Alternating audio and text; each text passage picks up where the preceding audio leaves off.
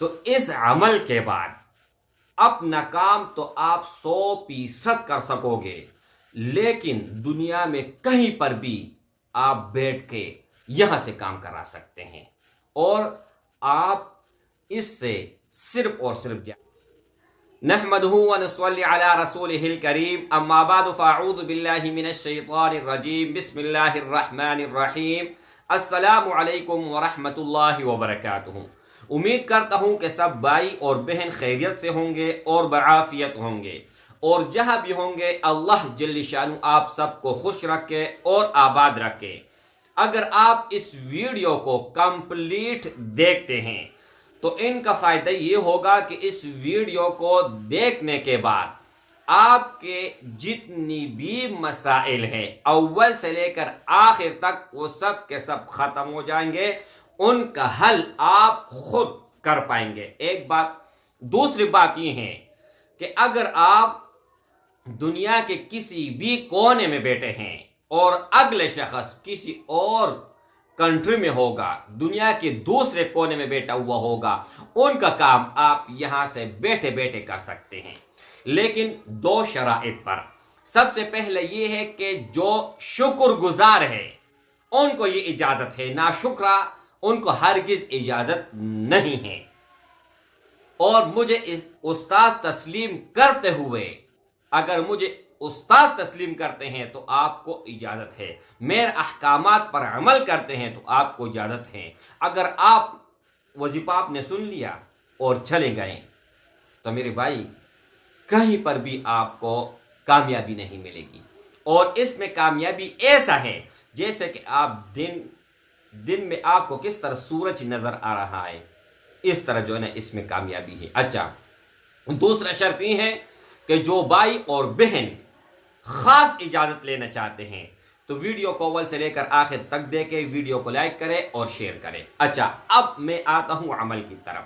سورۃ یاسین میں ایک چھوٹی سی مختصر آیات کریمہ ہے، سلام قولا من رب الرحیم، سلام قولا من رب الرحیم۔ بس یہ اتنا سا آسان اور مختصر جو ہے نا آیات ہیں، ان کا آپ لوگوں نے 3 دن عمل کرنا ہے۔ 3 دن آپ لوگوں نے کر لیا تو ان کے بعد اس آیات کریمہ کا آپ عامل بن جاؤ گے، آپ اپنے مسائل تو حل ہی کر سکیں گے، اس میں تو دو رائے ہے ہی نہیں۔ لیکن اگر آپ دنیا کے کسی کونے میں بیٹھ کے دوسرے کونے میں کسی کا بھی کوئی مسئلہ حل کرانا چاہتے ہو تو منٹوں میں اور سیکنڈوں میں حل کر پاؤ گے۔ اب مکمل طریقہ کار آپ سن لیجئے گا، اور ایک ایک چیز میں بتاتا ہوں۔ اگر اس بارے میں آپ کمنٹ میں مجھے بتاتے ہیں کہ یہ کس طرح کرنا ہے، اجازت دے دو، رپلائی نہیں آئے گا۔ اگر آپ واٹس ایپ پر رابطہ کرنا چاہتے ہو کہ میں سلام قولا من رب الرحیم کا چلہ کرنا چاہتا ہوں، 3 دن کا چلہ ہے، ان کا آپ مجھے طریقہ کار بتائیں یا اجازت دیں، ہرگز نہیں۔ بس میں نے اجازت کے 2 شرائط تھے وہ بتا دیے۔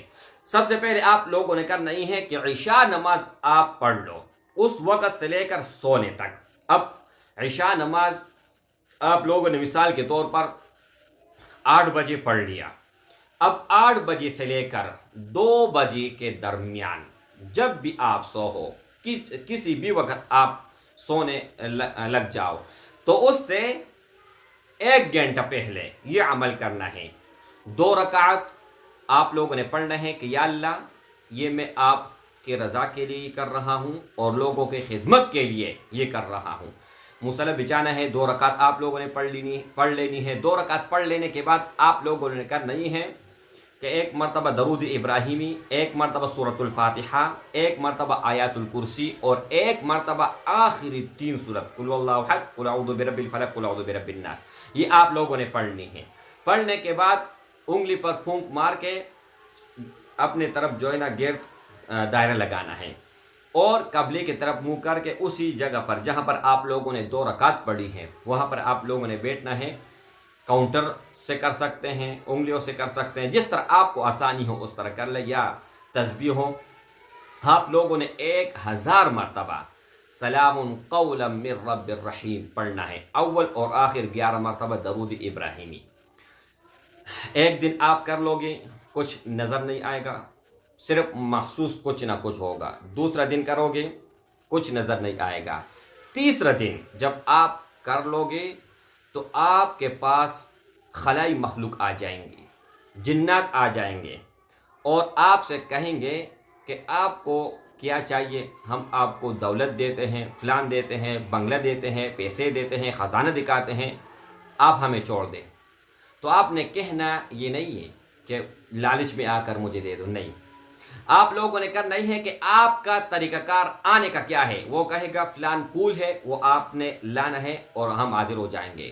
تو آپ نے کہنا یہ ہے کہ وہ میں کہاں سے لاؤں گا، وہ آپ نے خود لا کر مجھے دینا ہے، اور یا آیات کریمہ مجھے بتاؤ کہ اس کے ذریعے میں آ جاؤں۔ اچھا، تو میرے بھائیوں بہنوں، کہنے کا مطلب یہ ہے جب آپ یہ 3 دن کر جاؤ گے تو انشاءاللہ اللہ کے فضل اور کرم سے جب آپ ان کو بلاؤ گے، جس وقت بلاؤ گے، جس چیز کے لیے بلاؤ گے، وہ حاضر ہوں گے۔ لیکن یہاں پر ایک اور شرط ہے کہ جب آپ یہ چیزیں شروع کر لو تو آپ لوگوں نے 1 دن پہلے اور 1 دن بعد گوشت نہیں کھانا ہے، کسی بھی قسم کا گوشت، یعنی جس میں خون ہو، ہر وہ چیز آپ لوگوں نے ترک حیوانات کرنا ہے، ٹھیک ہے۔ ان کے بعد جب آپ یہ کر جاؤ تو پھر ان کے بعد 1 دن بعد پھر آپ کھا سکتے ہیں، صحیح ہے۔ اچھا، اور دوسرا شرط یہ ہے کہ آپ لوگوں نے اس سے جائز کام لینا ہے۔ اگر آپ لوگوں نے ناجائز کام لیا، ایک تو یہ ہے کہ دنیا اور آخرت میں وبال آپ لوگوں کے اوپر ہوگا، اس سے میں بری ذمہ ہوں، اور دوسری بات یہ ہے کہ انہی مخلوق کو میں فوراً بلا لوں گا تو آپ کے پاس کچھ بھی کچھ بھی نہیں رہے گا، الٹا آپ کو نقصان ہوگا۔ یہ میں کیوں بتایا؟ اس لیے میں نے بتایا کہ بہت ساری بہنیں ہیں، بہت سارے بھائی ہیں، بہت سارے لوگ ہیں کانٹیکٹ کرتے ہیں کہ ہمیں کوئی طاقت دے دے، ہمیں کوئی چیز دے دے، ہمیں کوئی ایسا چیز دے کہ ہم پوری دنیا کے کوئی بھی کسی کا بھی کام ہو تو ہم کرا سکتے ہیں۔ تو اس عمل کے بعد اپنا کام تو آپ 100% کر سکو گے، لیکن دنیا میں کہیں پر بھی آپ بیٹھ کے یہاں سے کام کرا سکتے ہیں، اور آپ اس سے صرف اور صرف جائز مقصد اور جائز کام کے لیے یہ عمل کر سکتے ہیں۔ ناجائز کے لیے اگر کر لیا تو دنیا اور آخرت دونوں تباہ۔ السلام علیکم ورحمۃ اللہ وبرکاتہ۔